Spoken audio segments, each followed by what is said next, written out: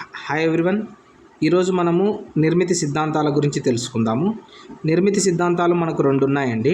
ఒకటి మనోవిశ్లేషణ సిద్ధాంతము, రెండవది వచ్చేసి ఎరిక్ ఎరిక్సన్ యొక్క సాంఘిక వికాస సిద్ధాంతం అన్నమాట.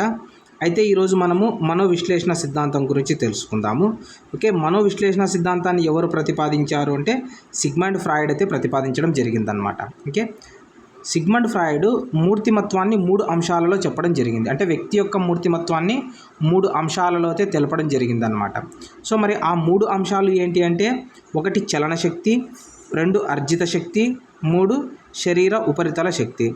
మరి చలన శక్తిలో ఏమేమి అంశాలు వస్తాయి? మనకు ఇడ్డు, ఈగో, సూపర్ ఈగో రావడం అనేది జరుగుతుందన్నమాట. సో చలన శక్తిని ఇంగ్లీష్లో ఏమంటారంటే డైనమిక్ ఆస్పెక్ట్ అంటారు.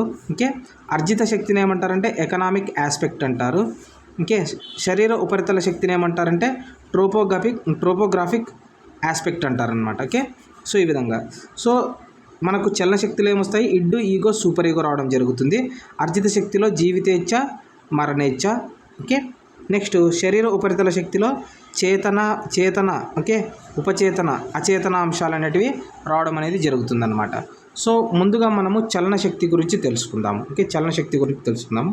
ఈ చలన శక్తిలో మనకు 3 అంశాలు ఉంటాయని మనం చెప్పాం కదా, ఇడ్డు, ఈగో అండ్ సూపర్ ఈగో. ముందుగా ఇడ్డు గురించి తెలుసుకుందాము. ఓకే, ఇది మనిషి మనసులో అచేతనావస్థలో ఉంటుందండి. సో ఇడ్డు అనేది ఎలా ఉంటుంది? అచేతనావస్థలో ఉంటుందన్నమాట. సో ఇది నైతిక విలువలను పాటించదు. అంటే ఏది మంచి ఏది చెడు అనేది దీనికి తెలియదన్నమాట. సో నియమాలను కానీ తప్పొప్పులు కానీ ఇవేవి కూడా దీనికి తెలియదు. కేవలం ఇది ఆనంద సూత్రంపై ఆధారపడి పనిచేస్తుందన్నమాట. ఓకే, ఇది తన ఆనందాన్ని మాత్రమే చూసుకుంటుంది. అవతల వాళ్ళు ఇబ్బంది పడుతున్నారా, బాధపడుతున్నారా, అవన్నీ దీనికి సంబంధం లేదనమాట. దేనికి? ఇడ్డుకు. ఓకే, ఇది మనిషి సహజమైన ప్రవృత్తి అనమాట. సో మనిషి సహజమైన ప్రవృత్తి ఏంటి అంటే ఇడ్డు అండి. సో ఇది నెక్స్ట్, ఇది జీవ సంబంధమైనది అయితే ఇవ్వడం జరిగింది. నెక్స్ట్ సూపర్ ఈగో గురించి ఈగో గురించి తెలుసుకుందాం. ఇడ్ ఆధిక్యత లేకుండా ఉండడానికి చూస్తుందన్నమాట. సో ఈగో అనేది ఇడ్ యొక్క ఆధిక్యత లేకుండా ఉండడానికి చూస్తుందన్నమాట. అనైతిక ఆలోచనలను కట్టడి చేస్తుంది. ఓకే, వాస్తవాలను గ్రహించి సమయానుకూలంగా తెలివిగా నిర్ణయాలు తీసుకుంటుందన్నమాట. ఏది? ఈగో. ఓకే, ఇది వాస్తవిక సూత్రంపై ఆధారపడి పనిచేస్తుంది. పరిసర సంబంధమైనదన్నమాట. ఓకే, మనకు ఇడ్ అనేది జీవ సంబంధమైనది అయితే ఈగో అనేది పరిసర సంబంధమైనది. ఓకే, నెక్స్ట్ సూపర్ ఈగో గురించి చూద్దాం. సూపర్ ఈగో అనేది నైతిక, సామాజిక విలువలను పాటిస్తుంది. వ్యక్తి యొక్క అంతరాత్మ అనమాట. సో ఇది వ్యక్తి యొక్క అంతరాత్మ అనుసారం పనిచేసేది ఏదంటే సూపర్ ఈగో అనమాట. అంతేకాకుండా నైతిక సూత్రంపై ఆధారపడి పనిచేస్తుంది. మనకు ఇడ్ వచ్చేసి ఆనంద సూత్రంపై ఆధారపడి పనిచేస్తే, ఈగో అనేది వాస్తవిక సూత్రంపై ఆధారపడి పనిచేస్తుంది. సూపర్ ఈగో అనేది నైతిక సూత్రంపై ఆధారపడి పనిచేస్తుంది అనమాట. సో ఇది నైతిక సంబంధమైనది. నెక్స్ట్ అర్జిత శక్తి గురించి చూద్దామండి. సో అర్జిత శక్తి, మనకు అర్జిత శక్తిలో 2 అంశాలు ఉన్నాయి. 1 జీవితేచ్ఛ, 2 మరణేచ్ఛ. జీవితేచ్ఛ అంటే మీ పేరులోనే ఉంది. మనిషిలో జీవించాలి, నిర్మాణాత్మకంగా ఏదైనా చేయాలి అనే సహజాతమే మనకు జీవితేచ్ఛ అవుతుందన్నమాట. తాను కానీ ఇతరులు కానీ సంతోషంగా ఉండాలి అనే స్వభావమే జీవితేచ్ఛ యొక్క ఉద్దేశం అనమాట. ఓకే, దాని యొక్క స్వభావం అనమాట. నెక్స్ట్ మరణేచ్ఛ మనం చూసినట్లయితే అనేక సంఘర్షణలు లేదా మానసిక రుగ్మతల కారణంగా మరణించాలి అనే సహజాతమే ఈ మరణేచ్ఛ అనమాట. తనకు కానీ ఇతరులకు కానీ మాటల ద్వారా చేతల ద్వారా వినాశకరమైన చర్యలు చేయాలనుకునే స్వభావమే మరణేచ్ఛ. ఓకే, ఇవి మరణేచ్ఛ యొక్క లక్షణాలు అనమాట. ఓకే, నెక్స్ట్ చూద్దాము మరణేచ్ఛ యొక్క స్వభావం అనమాట. నెక్స్ట్ మనకు శరీర ఉపరితల శక్తి. ఈ శక్తిలోని 3 విభాగాలు ఏంటి మనం ఆల్రెడీ తెలుసుకున్నాం కదా. ఓకే, చేతనావస్థ, ఉపచేతనావస్థ, ఓకే అచేతనావస్థ. ఈ విధంగా మనకు 3 అంశాలు అనేవి ఉండడం అనేది జరిగింది. ముందుగా చేతనావస్థ గురించి చూద్దాం. వర్తమాన అనుభవాలు చేతన అవస్థలో ఉంటాయన్నమాట. అంటే ప్రజెంట్ మన కళ్ళ ఎదురుగా జరిగేవన్నీ కూడా చేతనంలో ఉన్నట్లే మనం గమనించాల్సి ఉంటుంది. చేతనంలో ఉన్నట్లు అనమాట. సో మన కళ్ళ ఎదుట జరిగే విషయాలను గుర్తించడము చేతనం అవుతుందన్నమాట.